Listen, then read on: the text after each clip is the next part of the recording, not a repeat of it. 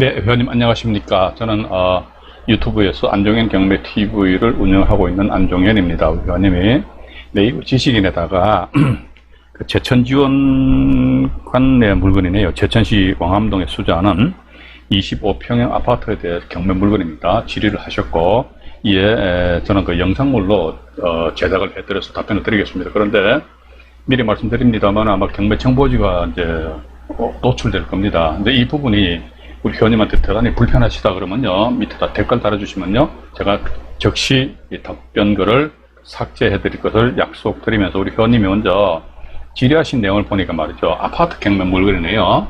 2016타경에 76호 청주지방법원 해가지고요, 제천지원에 이게 25평형 아파트입니다.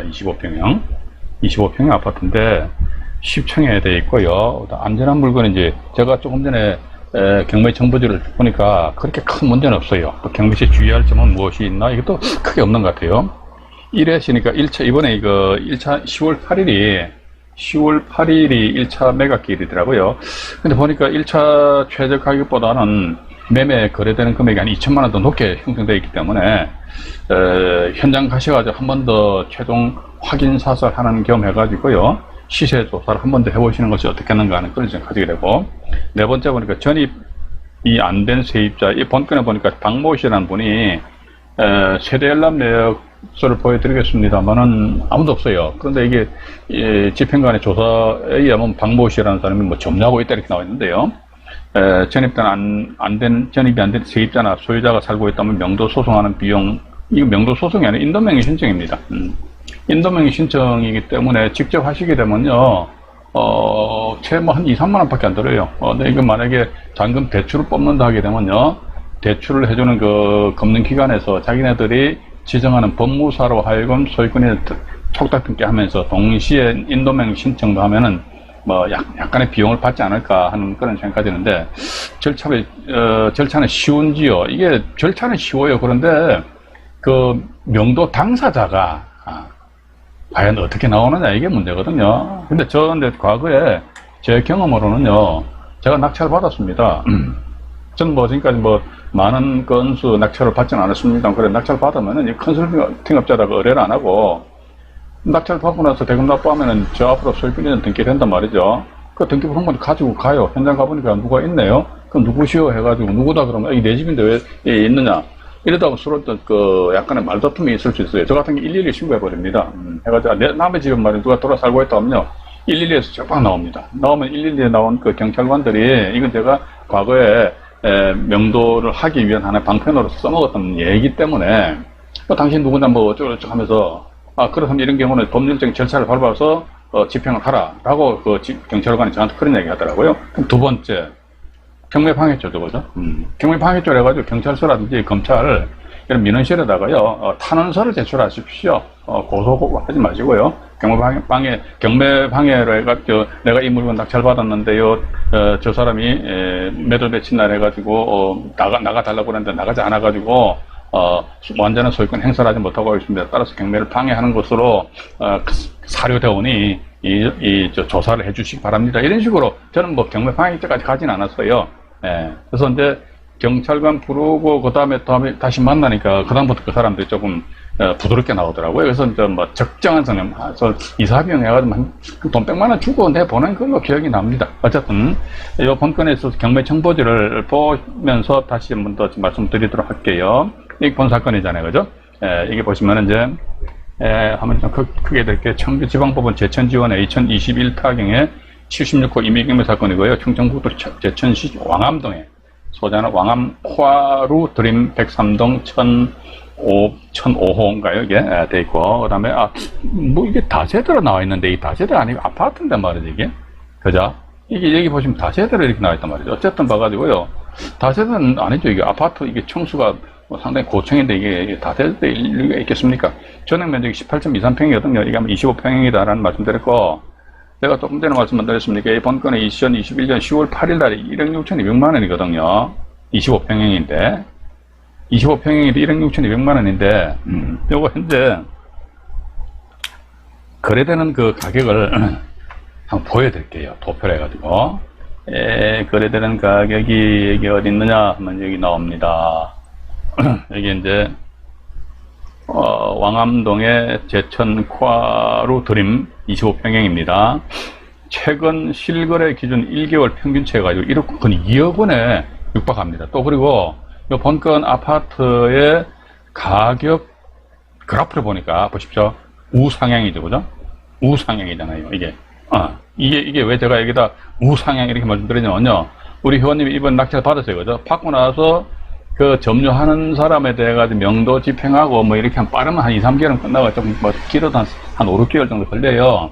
그러면 예를 들자면 이제 10월 달에 낙찰 받고요. 11월쯤에 대금 납부하시고 12월쯤에 배당기일이 지정이 된다 그러면 내년 뭐 추운 날이니까 그땐 야박하게 말해서 나가라 하긴 좀 뭐하더라고요. 근데 저는 옛날에 그랬습니다. 그래서 제가 만약 이 물건 낙찰 받는 당사자라면 뭐 12월쯤에서 배당기일이 끝난다 그러면 그때 한번 만나서 이야기해보고 좋다 그러면 한 2개월 정도 거주를 하다가 3월쯤 해서 나가달라 해서 그럼 저쪽에 오케이 하면 이행각서를 하나 받으셔야 됩니다.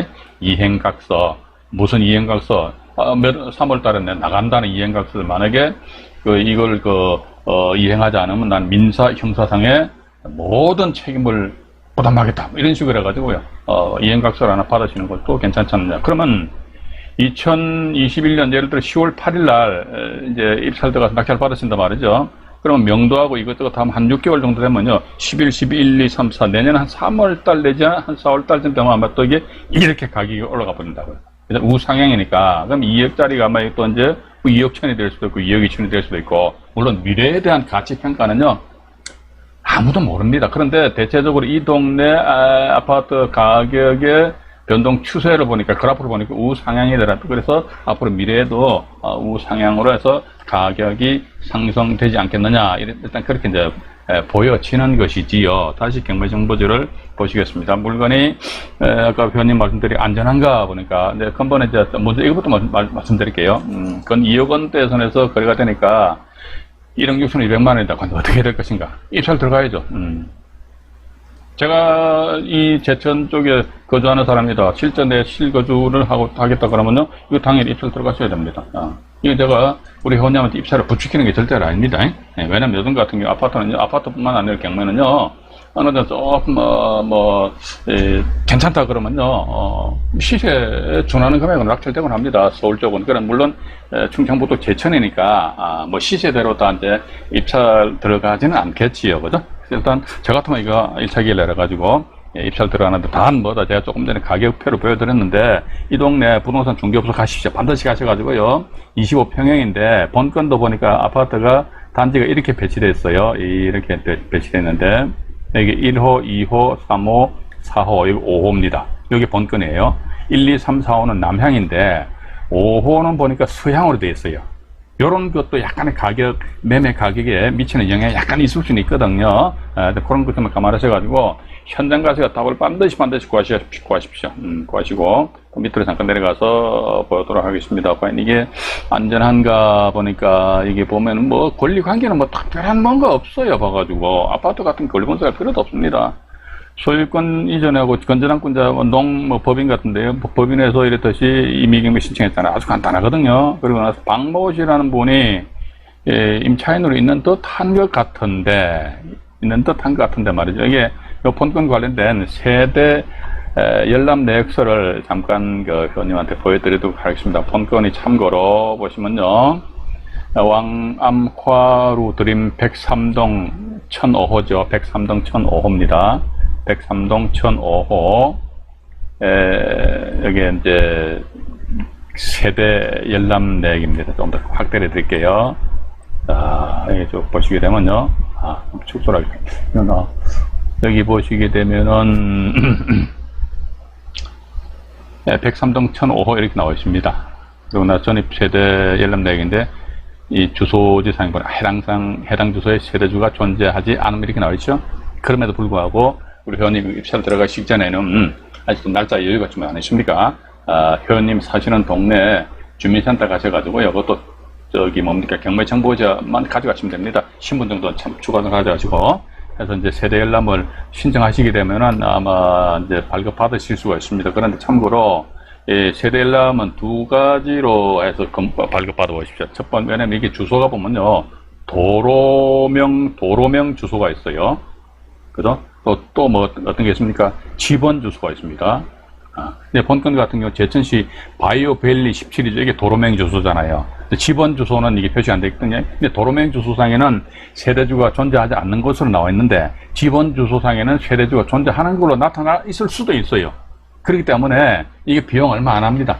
몇 평밖에 안 하니까 동사무소 가신 김에 도로명 주소뿐만이 아니고 집원 주소로 된 세대 열람을 열람 내역서를 발급해달라라고 이렇게 이야기를 하시면요, 그래서 발급을 해주거든요. 그 두 가지 반드시 확인을 해보셔야 됩니다. 확인해 보시고요. 그래서 본건 같은 경우 크게 어떤 문제는 없어 보이는 것 같습니다. 물건을 한번 볼까요? 현황 보시니까 여기 보시게 되면 이제 다음 로드뷰를 통해가 말이지요. 여기가 본건입니다. 잠깐만요. 그래서 이렇게 하다 보면 이제 본건이 103동 이게 5호 라인이거든요. 여기 보시면은 이게 이제 5호잖아요. 5호인데 여기가 1, 2, 3, 4 5호가 여기입니다. 이쪽입니다. 그래서 다시 보여드릴게요. 보시면은 화면을 정리하겠습니다. 이게 5호 라인이 여기에 그죠? 이게 여기 5호 라인이더라. 5호 라인이고요. 방향도 이런 것들은 조금 뭐 어느 정도 파악을 좀 하셔야 되지 않겠느냐 하는 그런 게 제 개인적인 생각을 가지게 됩니다. 전자지도에서 본건에 보면 103동이거든요. 103동 해가지고 여기 103동이잖아요. 103동 여기 1, 2, 3, 4 여기 5호예요. 5호. 그러니까 1, 2, 3, 4는 여기서 남동향이죠, 그죠? 남동향인데 5호는 뭐 서쪽에, 그래도 햇볕은 들어오겠지요. 일단 이래 정도 보시고요. 그다음에 우리 회원님이 또 추가적으로 질의하신 내용을 잠깐 보고 넘어가 보도록 하겠습니다. 안전한 물건인가요? 네. 뭐 제가 보는 관점에서는 특별한 문제는 없다라는 그런 생각까지입니다.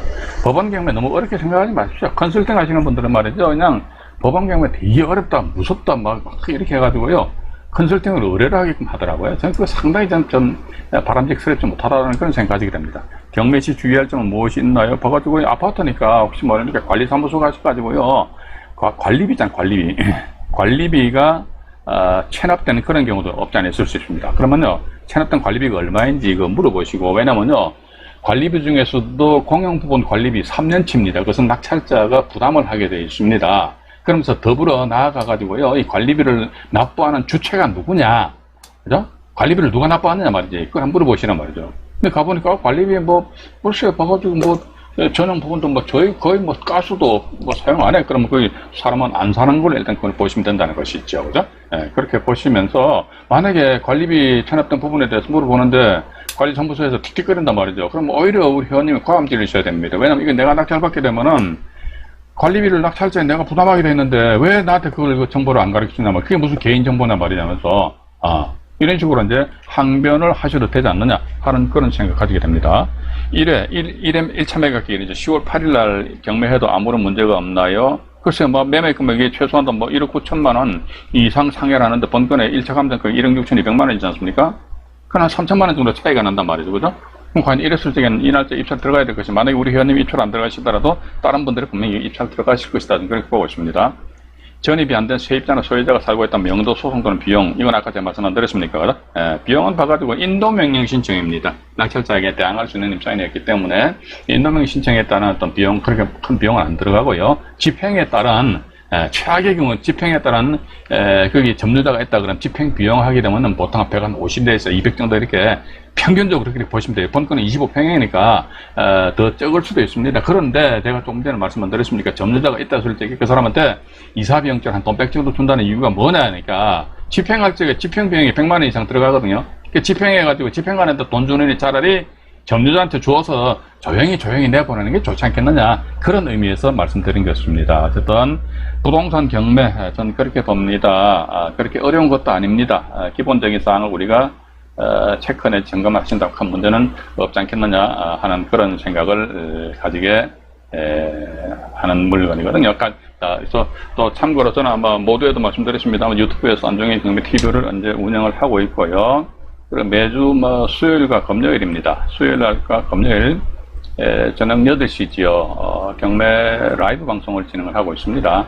물론 참가비는 무료지요. 그래서 수요일과 금요일 저녁 8시에 안종현 경매 TV 유튜브입니다. 안종현 경매 TV에 오시면은 그 라이브 방송 보실 수가 있고, 근데 내가 라이브 방송 참여가 하겠는데 시간이 없어. 그러면요, 이거 재방송도 올려놨기 때문에 재방송도 보셔가지고 경매 실력을 스스로 쌓으셔야 된다. 저는 그렇게 봅니다. 어디 컨설팅 업자라든 누구한테 의뢰할 생각은 절대 하지 마십시오. 의지할 생각은 하지 마십시오. 그렇게 좀 이해하시기 바랍니다. 도움되시길 바라겠습니다. 네, 이상 유튜브에서 안종현 경매 TV를 운영하고 있는 안종현이 말씀드렸습니다. 네, 고맙습니다.